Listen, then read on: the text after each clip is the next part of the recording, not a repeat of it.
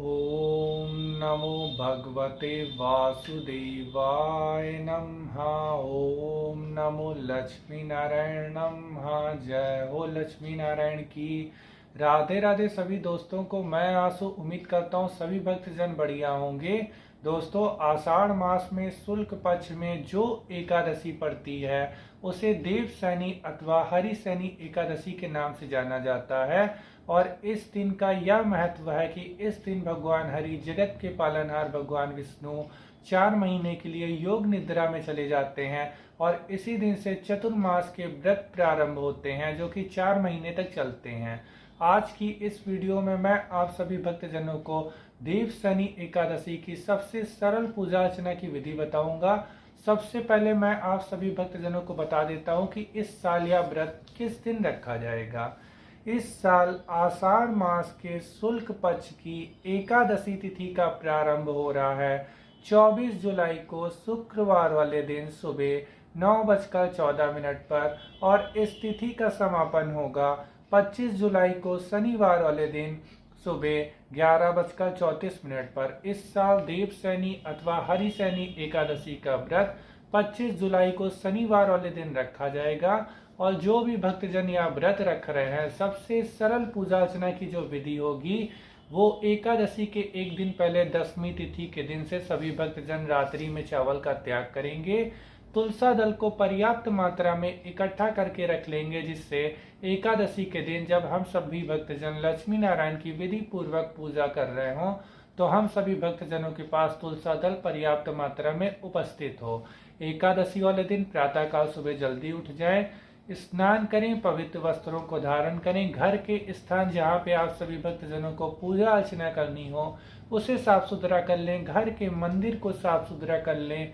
फिर भगवान लक्ष्मी नारायण को किसी पीले वस्त्र के ऊपर विराजित करें, शालिग्राम भगवान को विराजित करें, गंगा जल से या शुद्ध जल से भगवान का स्नान कराएं। स्नान कराने के बाद भगवान के ऊपर रोली चंदन अर्पित करें, माता रानी के ऊपर सिंदूर अर्पित करें, अगर पुरुष हैं तो माता रानी के चरणों में सिंदूर अर्पित करें। उसके बाद हम सभी भक्तजन भगवान को पुष्प अर्पित करेंगे।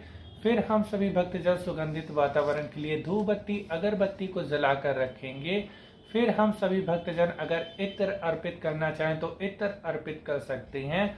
फिर हम सभी भक्तजन दीप को प्रज्वलित करेंगे, जिसके लिए हम लोग शुद्ध देसी घी के दीपक को जलाएंगे। फिर हम सभी भक्तजन भोग भगवान को अर्पित करेंगे, क्योंकि इस दिन हम सभी भक्तजन व्रत हैं। तो फलाहार हो गया, मौसमी फल हो गए, मिठाइयाँ हो गई, पंचामृत हो गया, इन सब चीज़ों का भोग लग सकता है। भोग लगाएं तो उस पर तुलसा दल को अवश्य अर्पित करें। अब सभी भक्तजन अगर मंत्रों का जाप करना चाहें तो इस दिन ओम नमो भगवते वासुदेवाय नमः मंत्र का जाप किया जाता है। माँ लक्ष्मी का मंत्र, माँ लक्ष्मी नमस्तुभ्यम सुरेश्वरी हरिप्रिय नमस्तुभ्यम दयानिधे। भगवान विष्णु का मंत्र ओम शांताकारं भुजगशयनं पद्मनाभं सुरेशं विश्वाधारं गगनश्रेदसं मेघवर्णं शुभांगं लक्ष्मीकान्तं कमलनयनं योगभिर्ध्यानगम्यं वन्दे विष्णु भवभयहरं सर्वलोकैकनाथम्।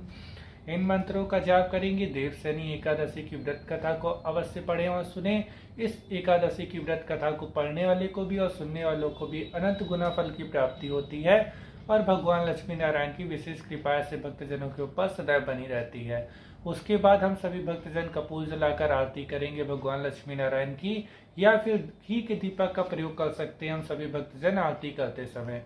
आरती करने के बाद प्रसाद को ग्रहण करेंगे और दिनचर्या को प्रारंभ करेंगे। ऐसा भी एकादशी के महत्व में वर्णन है कि जो भी भक्तजन एकादशी का व्रत रख रहे हों, रात्रि में जाग के कुछ समय भजन कीर्तन और रात्रि जागरण अवश्य करें। अब इस एकादशी के व्रत का पारण मैं बता रहा हूँ, जो कि द्वादश तिथि के दिन किया जाएगा। और द्वादश तिथि पड़ रही है 26 जुलाई को रविवार वाले दिन, और सुबह 5:40 से लेकर सुबह के 8:22 तक अगर इस समय एकादशी के व्रत का पारण कर लिया जाए तो सबसे उत्तम समय है। एकादशी के व्रत के पारण के पहले कुछ दान दक्षिणा को सीधा निकाल कर रख दें किसी गरीब के लिए, किसी ब्राह्मण के लिए, तो उसका अनंत गुना फल भक्तजनों को मिलता है। तत्पश्चात अपने व्रत का पारण करें। व्रत का पारण तुलसा दल को ग्रहण करके, भगवान के चरणामृत को ग्रहण करके, प्रसाद को ग्रहण करके और चावल के टुकड़े को ग्रहण करके किया जाता है। अब मैं आप सभी भक्तजनों को बताने वाला हूँ इस एकादशी के दिन कौन कौन से शुभ मुहूर्त पड़ रहे हैं। इस दिन सूर्योदय होगा सुबह 5:25 पर, सूर्यास्त होगा शाम के 6:52 पर। ब्रह्म मुहूर्त का जो समय है वो सुबह 4 बजे से लेकर सुबह के 4:42 तक का है। प्रातः काल संध्या का जो शुभ मुहूर्त है वो इस दिन सुबह के 4:21 से लेकर सुबह के 5:25 तक का है। अभिजीत मुहूर्त इस दिन दोपहर में 11:42 से लेकर दोपहर के 12:35 तक रहेगा। विजय मुहूर्त इस दिन दोपहर के 2:23 से प्रारंभ होगा और दोपहर के 3:17 तक रहेगा। गोधूली मुहूर्त इस दिन शाम को 6:52 से लेकर शाम के 7:13 तक रहेगा। शयन संध्या का शुभ समय इस दिन शाम को 6:52 से लेकर शाम के 7:56 तक रहेगा।